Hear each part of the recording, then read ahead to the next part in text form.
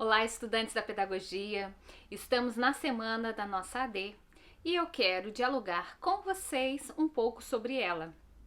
A sociologia nasce como ciência ao mesmo tempo em que a sociedade começa a se organizar de uma nova forma.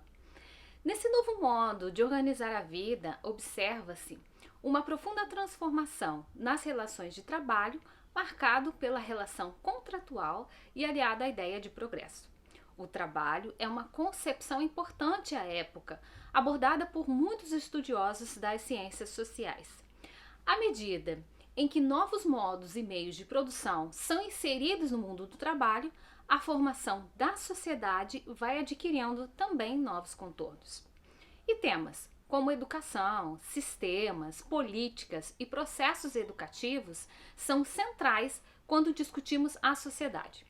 Há três autores essenciais para essa compreensão: Karl Marx, Émile Durkheim e Max Weber. Embora Marx e Weber não tenham se debruçado especificamente sobre os sistemas educativos e tenham abordado de maneira ocasional, integrados à sua teoria geral, esses autores são importantes para compreendermos a formação da sociedade e como os diferentes espaços foram sendo gestados em cada época histórica e contexto social. Vimos na primeira aula uma discussão sobre as desigualdades educacionais e a pandemia. Refletimos como o Covid-19 modificou a forma como percebemos a importância da escola, sua estrutura física e humana, bem como pensamos na coletividade, como nos importamos com a vida e o processo formativo do outro. Nesse sentido, é essencial pensar a escola como um espaço social plural, porém, com as singularidades dos sujeitos que dela fazem parte, para que tenhamos uma dimensão mais ampla, não só das desigualdades educacionais, mas da própria formação da sociedade da qual fazemos parte. A desigualdade, assim como a concepção de trabalho, é abordada pelos três autores presentes em nossa AD. E essas ideias têm uma relação direta ou indireta com a educação. Para a realização da avaliação, você escolherá um desses autores e escreverá sobre os principais conceitos apresentados nos textos e vídeos das aulas. Ao final, você pode enfatizar as contribuições desse autor para pensarmos a escola, se ele se aproxima ou não de nossas discussões atuais, conforme estudamos na aula 1, ou na forma como conhecemos que a sociedade educa na aula 2. Agora vamos conversar brevemente sobre a educação para cada um desses autores. A Sociedade Materialista Histórica Dialética de Karl Marx, 1818-1883, é a sociologia da luta de classes, a sociologia das relações de poder no seio das sociedades capitalistas, do estruturalismo socioeconômico político. A educação, nesse sentido, é uma forma de socialização, de integração dos indivíduos numa sociedade sem classe, no contexto do materialismo histórico. No modelo marxista infraestrutural, superestrutural, a escola faz parte da superestrutura, tal como o Estado ou a família, por exemplo. E a educação é assumida como um elemento de manutenção da hierarquia social, de controle das classes dominantes sobre as classes dominadas, isto é, de dominação da burguesia sobre o proletariado. As ideologias que estabelecem as regras são as das classes dominantes, dos ideólogos, produtos típicos, por exemplo, das universidades burguesas. O que se entende por educação numa perspectiva marxista? Entende-se três coisas. A primeira, uma educação intelectual. Segundo, uma educação corporal, tal como é produzida pelos exercícios de ginástica e militares. Terceiro, uma educação tecnológica, abrangendo os princípios gerais e científicos de todos os processos de produção e, ao mesmo tempo, iniciando as crianças, os adolescentes, os jovens na manipulação dos instrumentos elementares de todos os ramos da indústria. A divisão das crianças e dos adolescentes em três categorias, de 9 a 18 anos, deve compreender um curso graduado e progressivo para que a sua educação intelectual, corporal e politécnica se desenvolva. Para Marx, os custos dessas escolas politécnicas devem ser em parte cobertos pela venda das suas próprias produções. O Estado, o trabalho, é em Marx um princípio educativo. O homem total constitui-se a partir da articulação ensino e trabalho desde a infância, a partir de uma preparação politécnica para desenvolver o maior número possível de ocupações. Na base desse processo de preparação do indivíduo encontra-se a tríade: educação intelectual, educação física e educação profissional, que é uma porta para o conhecimento, mas também uma porta para a transformação da sociedade. Este é o caráter revolucionário da educação. A evolução, para Marx, é sempre um produto revolucionário. A sociologia estruturalista, funcionalista e sistêmica de Émile Durkheim é a sociologia da objetivação do social, da coisificação das relações sociais. Os principais documentos de Émile Durkheim sobre educação são Educação e Sociologia, A Educação e Moral e a Evolução Pedagógica na França, publicado em 1922, já após a sua morte. Essa ciência autônoma e empírica assente na teoria do fato social. O fato social é a solução científica para decifrar o mundo. Em poucas palavras, digamos que é uma sociologia do consenso e da ordem, da coesão social, da moral entendida como um produto social.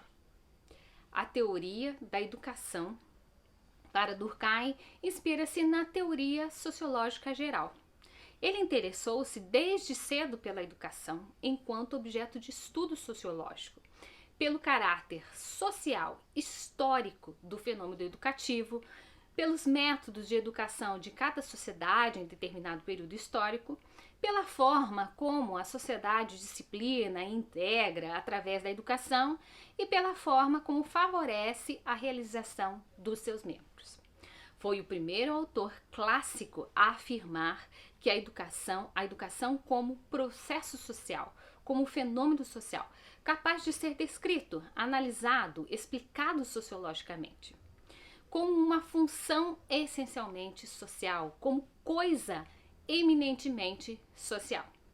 Esse clássico da pedagogia francesa, teórico fundador da sociologia da educação, considera que os fins da educação devem ser determinados pela sociologia.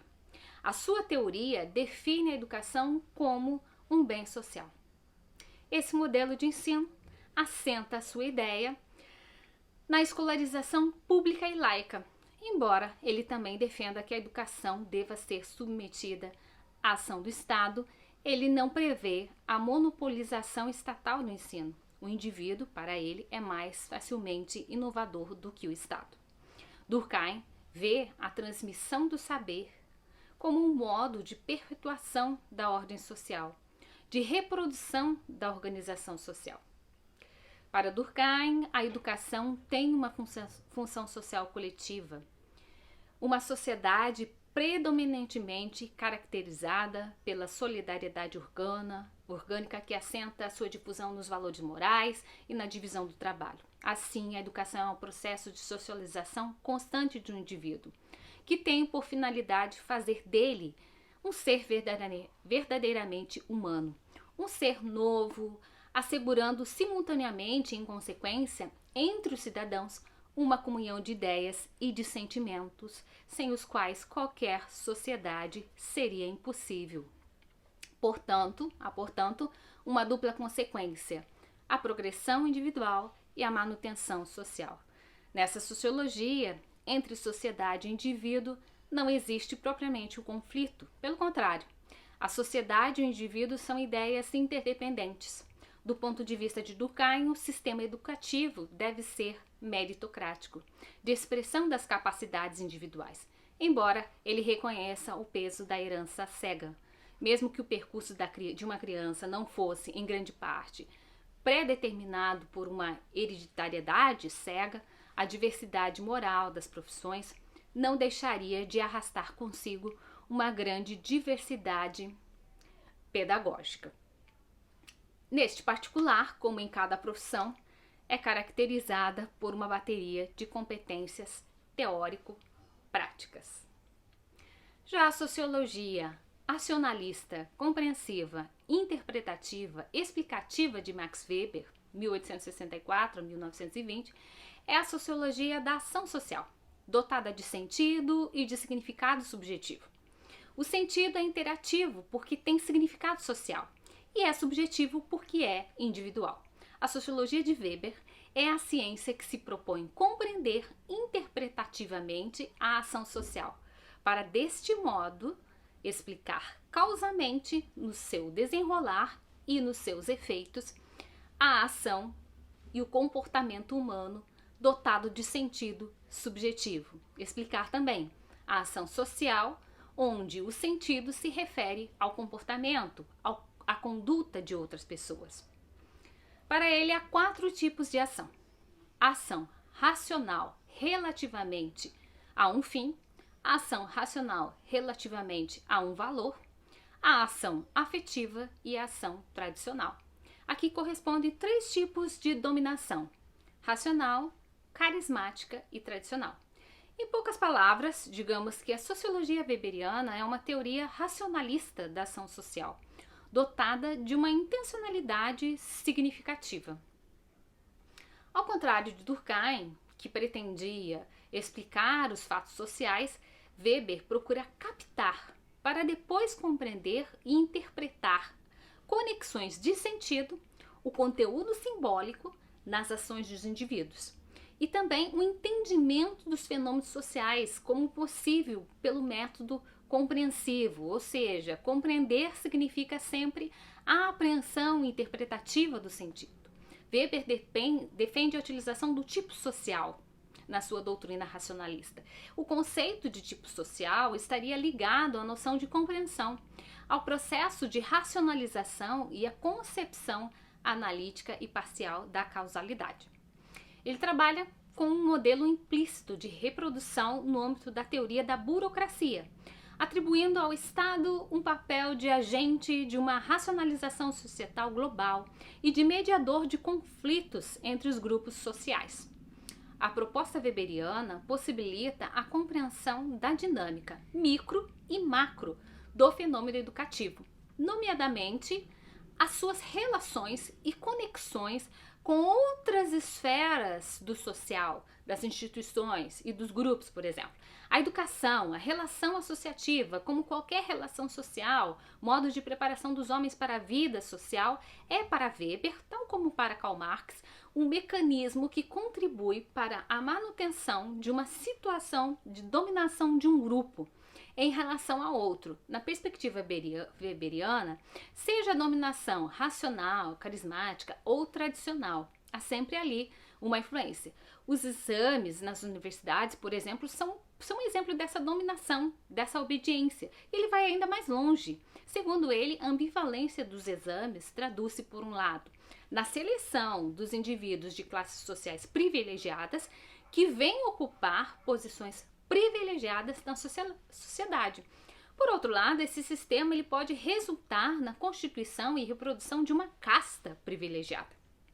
O diploma, nessa perspectiva, é um símbolo de prestígio social, ao mesmo tempo que certifica a especialização dos indivíduos, dos peritos, e abre portas à obtenção de vantagens econômicas e sociais, por exemplo, pelo ingresso nas instituições públicas e privadas e pela ocupação de cargos nessas estruturas burocráticas.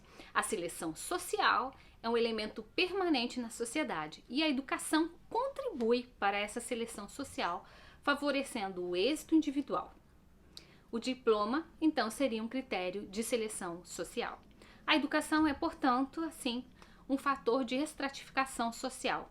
E a escola é o palco dessas relações de poder, logo de dominação, que combina a dominação tradicional com burocrática. No centro da proposta weberiana está a identificação desses 3 tipos de educação: a carismática, a humanista, de cultivo, a racional, burocrática, que é a especializada. Evidentemente, o pensamento dos clássicos condiciona, enquanto pilar reflexivo, o pensamento de muitos autores contemporâneos. com algumas correlações lógicas, embora não exaustivas. Só a partir da leitura das teorias clássicas da sociologia se poderá chegar a um entendimento basilar do que foi e do que é pensar a educação na atualidade. Espero que você faça uma boa AD nesse breve resumo.